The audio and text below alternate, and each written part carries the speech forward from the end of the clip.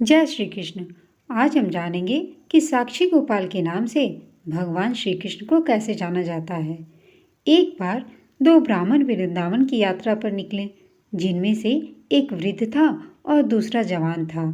यात्रा काफी लंबी और कठिन थी, जिस कारण उन दोनों यात्रियों को यात्रा करने में कई कष्टों का सामना करना पड़ा। उस समय रेलगाड़ियों की भी सुविधा नहीं थी। वृद्ध व्यक्ति ब्राह्मण युवक का अत्यंत कृतज्ञ था, क्योंकि उसने यात्रा के दौरान वृद्ध व्यक्ति की सहायता की थी। वृंदावन पहुंचकर उस वृद्ध व्यक्ति ने कहा, हे युवक, तुमने मेरी अत्यधिक सेवा की है। मैं तुम्हारा अत्यंत कृतज्ञ हूँ। मैं चाहता हूँ कि तुम्हारी इस सेवा के बदले में मैं तुम्हें कुछ पुरस्कार दूँ।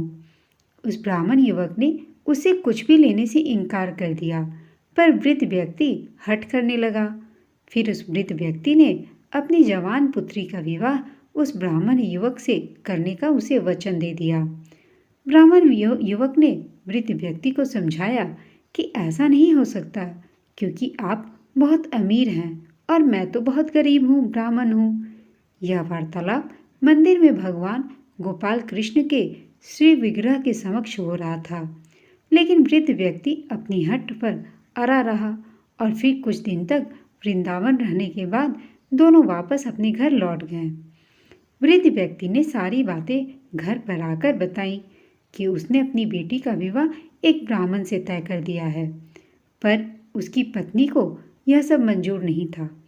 उस वृद्ध पुरुष की पत्नी ने कहा, यदि आप मेरी पुत्री का विवाह उस युवक से करेंगे तो मैं आत्महत्या कर लूंगी।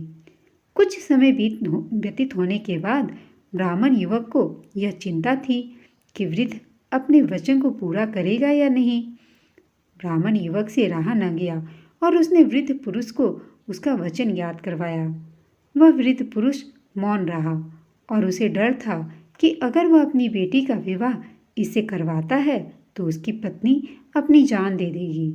और वृद्ध पुरुष ने उस ब्राह्मण युवक को कोई उत्तर न दिया। तब ब्राह्मण युवक उसे उसका दिया हुआ वचन याद करवाने लगा और तभी वृद्ध पुरुष के बेटे ने उस ब्राह्मण युवक को यह कहकर घर से निकाल दिया कि तुम झूठ बोल रहे हो और तुम मेरे पिता को लूटने के लिए आए हो। फिर ब्राह्मण युवक ने उसके पिता द्वारा दिया गया वचन फिर से उसे याद करवाया। फिर ब्राह्मण युवक ने कहा कि यह सारे वचन तुम्हारे पिताजी ने श्री विग्रह के सामने दिए थे।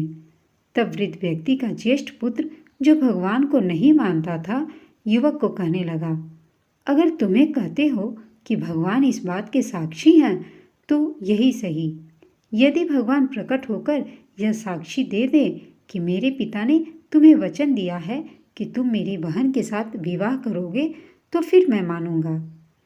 तब युवक ने कहा, हाँ, मैं भगवान श्री कृष्ण से कहूँगा कि वे साक्षी गोपाल के रूप में आए। उसे भगवान श्री कृष्ण पर पूरा विश्वास था कि भगवान श्री कृष्ण उसके लिए वृंदावन से जरूर आएंगे। फिर अचानक वृंदावन के मंदिर की मूर्ति से आवाज़ सुनाई दी कि मैं तुम्हारे साथ कैसे चल सकता हूँ, मैं तो मात्र एक मूर्ति हूँ। तब उस युवक ने कहा कि अगर मूर्ति बात कर सकती है तो मूर्ति साथ भी चल सकती है। तब भगवान श्री कृष्ण ने युवक के समक्ष एक शर्त रख दी कि तुम मुझे किसी भी दिशा में ले जाना, मगर तुम मुझे पीछे पलटकर नहीं देखोगे। तुम सिर्फ मेरे घुंघरू की ध्वनि से यह जान सकोगे कि मैं तुम्हारे पीछे आ रहा हूँ। युवक ने उनकी बात मान ली तथा दोनों पुरी यानी उड़ीसा के ओर चल पड़े।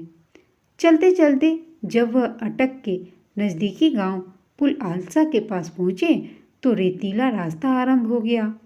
रेतीले रास्ते के कारण घुंघरू की आवाज़ बंद हो गई। युवक ने धैर्य न धारण कर सकने के कारण पीछे मुड़कर देख लिया कि मूर्ति वहीं पर स्थिर खड़ी हो गई। अब मूर्ति आगे नहीं चल सकती थी, क्योंकि युवक ने पीछे मुड़कर देख लिया था और भगवान ने युवक को पीछे मुड़कर देखने के लिए मना किया था। अपने साक्षी भगवान की स्थिरता को देखकर वह युवक परेशान हो गया, पर भगवान जी ने उस युवक को कहा कि तुम परेशान न हो, बल्कि जाकर उस ब्राह्मण और पंचायत को यहाँ लेकर आओ।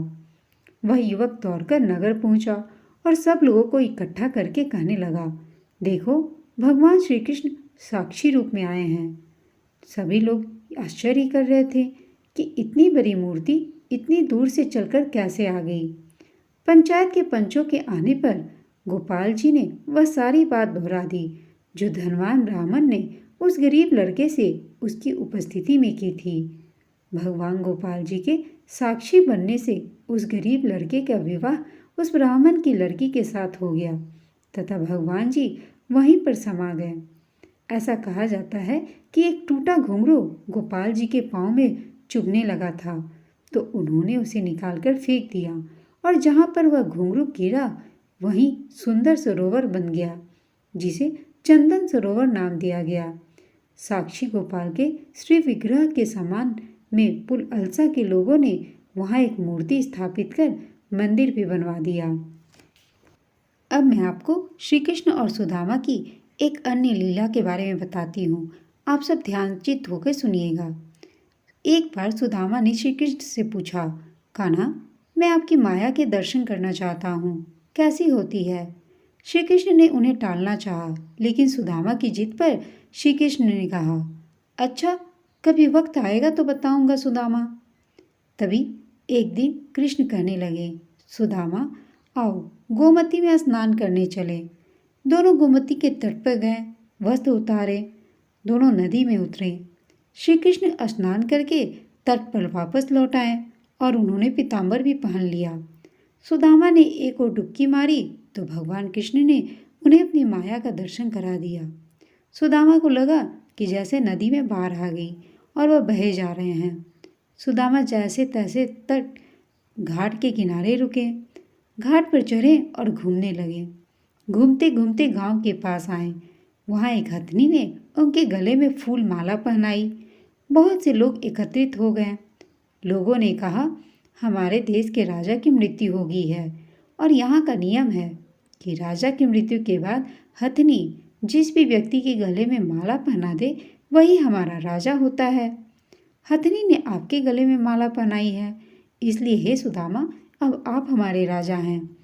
सुदामा हैरान, राजा बन गया और एक राजकन्या विवाह भी हो गई। 2 पुत्र भी पैदा हो गए।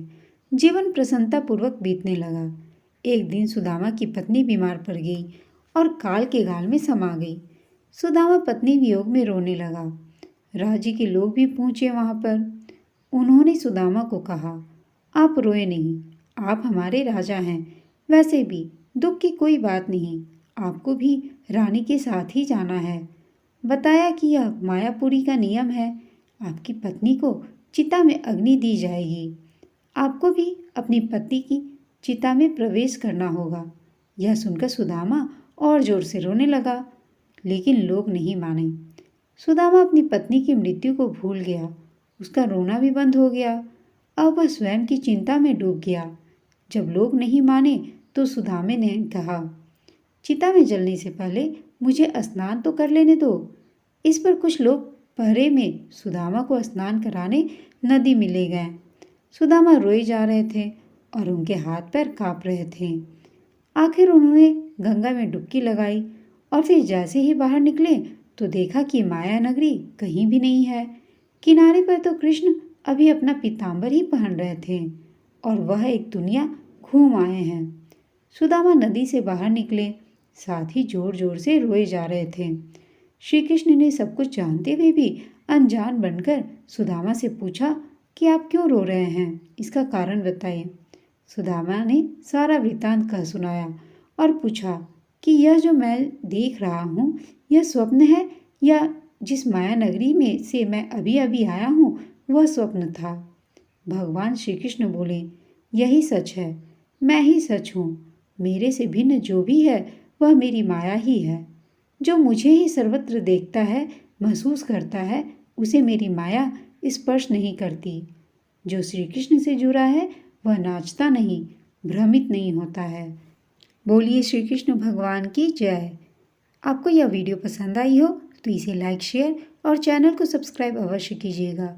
वीडियो सुनने के लिए आप सबका धन्यवाद।